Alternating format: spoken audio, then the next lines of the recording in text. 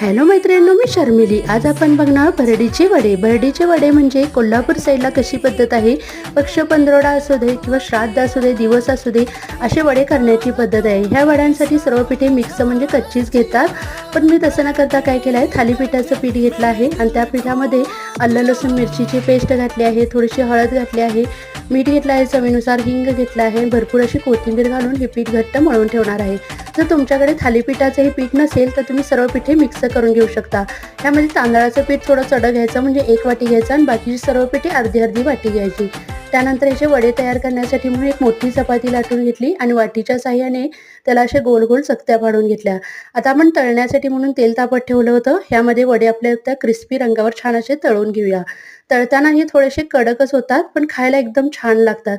कुरकुरीत आणि मस्त अशी वड्यांची रेसिपी कशी वाटली तर चॅनलला नवीन असाल तर सबस्क्राईब करायला विसरू नका. छान छान कमेंटही करत जा.